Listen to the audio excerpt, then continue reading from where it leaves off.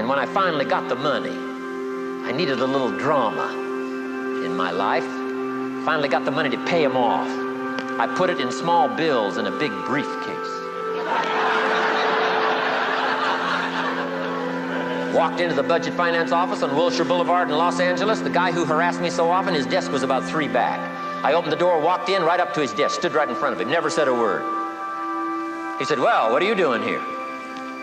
Didn't say a word. I opened up this briefcase, dumped this pile of money all over his desk. I said, "Count it. It's all there. I'll never be back." Turned around, walked out, slammed the door. Now that might not be noble, but you got to try it at least one time. Pay off with a little drama.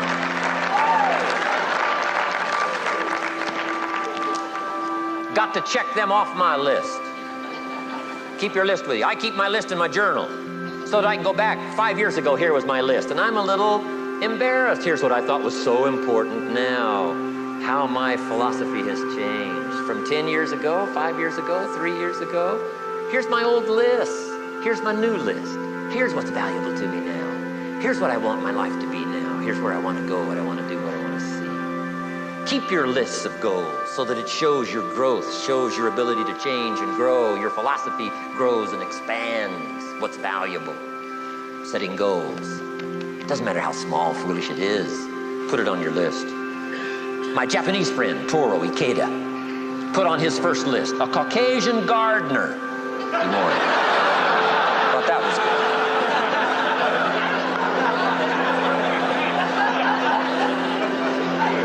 I like that. Have you got this profound thing now on setting goals? Here's how profound it is. Decide what you want and write it down. Get together with your wife, decide. Get together with your kids, decide. Get together with your business colleagues, decide. Write it down, make a list. Okay, that's how easy it is. Now let me give you one more scenario on setting goals. When I started making my first list, Mr. Shoaff said, "Mr. Rohn, looks like we're going to be together for a while." He said, "I've got a suggestion for you." He said, "I think one of the first goals you ought to set, you're 25-year-old American male, sure you've made some mistakes, but now you're on the road to better things. You got a family, worth it. Reasons makes the difference." And he said, "You've got every reason to do this." He said, "Why don't you, among all the goals you're going to set, why don't you set a goal to become a millionaire?" A millionaire. This is America. All the possibilities are available. Why don't you set a goal to become a millionaire? He said, "It's got a nice ring to it." Millionaire. Enough zeros to impress your accountant? Millionaire. And he said, "Here's why." Now I thought, the man doesn't need to teach me why. I'm thinking, wouldn't it be great to have $1 million? He said, "No, that's not it. Here's why." And I had one of the greatest lessons I ever learned, and I'm about to share it with you. This will be worth the price of being here today if you can capture what I'm about to share with you. Here's what Mr. Shoaff said. Set a goal to become a millionaire. And he said, here's why. For what it will make of you to achieve it. And I got one of the greatest classes in one sentence I've ever received in my life. Set a goal that'll make you stretch that far. For what it will make of you to achieve it. What a brand new reason for setting goals. What an all-encompassing challenge to have a better vision of the future. What for? To see what it will make of you to achieve it. And here's why. The greatest value in life is not what you get. The greatest value in life is what you become. Major question to ask on the job is not, what am I getting here? That's not the major question. The major question to ask is, what am I becoming here? It's not what you get that makes you valuable, it's what you become that makes you valuable. So Shoaff said, set a goal to become a millionaire. For what it will make of you to achieve it. Let me give you the key phrase on setting goals. Set the kind of goals that will make something of you to achieve them. Set the kind of goals that will make something of you to achieve them. Always keep that in mind. What will this make of me? If I set this goal and go for it, not only will I achieve it, but what will it make of me in the process?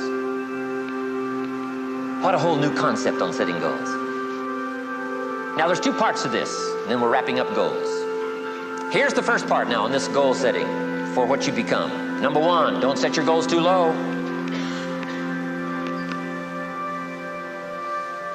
Interesting, we teach in leadership. Don't join an easy crowd. You won't grow.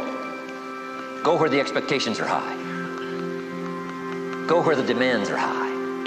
Go where the pressure's on to perform, to grow, to change, to develop, to read, to study, to develop skills. I belong to a small group. We do business around the world. You cannot believe the expectations at that level. What we expect of each other in terms of excellence, far beyond average. Why? So that we can each grow, so that we can receive from the group, we can contribute to the group, something unprecedented. It's called living at the summit.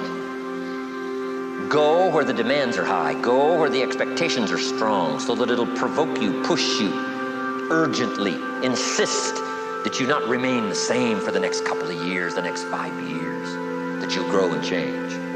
So don't set your goals too low. The guy says, well, I don't need much. Well, then you don't need to become much. Now, here's the last part on setting goals. Don't compromise. Don't sell out. There were some things I went for back in those early years that I paid too big a price for. If I'd have known how much it was going to cost me, I never would have paid, but I didn't know. Don't sell out. Ancient phrase says, count the cost, count the cost, count the cost. An ancient story says, Judas got the money. You say, well, that's a success story. No. It's true, 30 pieces of silver in those days was a sizable fortune. You say, well, if a guy's got a fortune, right, that's a success story. No, you don't understand. His name was Judas. Doesn't that ring a bell? Judas. You say, oh, yes, Judas, the traitor. That's right, the traitor got the money. Doesn't that change the story? And the answer is, of course, it changes the story. Interestingly enough, after Judas gets the money from becoming a traitor, he's got the money in his hot little hand, and now he's unhappy. Somebody says, well, if you had a fortune, how could you be unhappy? Well, he wasn't unhappy with the money. He was unhappy with himself. Key phrase, the greatest source of unhappiness is self-unhappiness. The greatest source of unhappiness doesn't come from outside. The greatest source of unhappiness comes from inside. And here's where the erosion starts, doing a little less than you could. That's where the beginning little infection of unhappiness starts, doing a little less than you can, not feeling that good about yourself. So don't let that happen. Judas is unhappy. He says, what'll I do? He says, oh, I'll just take the money back. Walked in where he got the money and said, here, take this money, I'm unhappy. They said, heck with you, Judas, we got what we wanted, you got what you wanted, out. They threw him out with his money. Judas says, well, what'll I do now? He says, oh, clever, should have thought of this first. I'll just throw the money away. And he proceeded to throw his fortune away. Why would he throw his fortune away? He was so unhappy with himself. And that's not even the end of the scenario. After he threw his fortune away, he couldn't change when he became a traitor. And now, in total abject frustration, he goes out and hangs his worthless self. Why such a tragic end? Because he was so unhappy with himself. He sold out. He paid too big a price. Ancient script sums it all up and said, what if you gained the whole world and it cost you your soul? Too big a price to pay if you got the whole world. Don't sell out. Don't compromise your values. Don't compromise your virtues. Don't compromise your philosophy. Key. Here's the key word, beware. If Judas could speak back, he'd probably say beware. Two good words from ancient script. One, behold, the positive word. Behold the possibilities, behold the opportunity. Behold the drama, behold the awesomeness, behold the uniqueness. Behold the majesty, behold. What a good word. But here's the other word, beware, beware, beware. Don't sell out. Mark well what you become in pursuit of what you want. But I'm inspiring you, hopefully, to set the kind of goals that will transform your life. Make you far better than you are, far stronger than you are.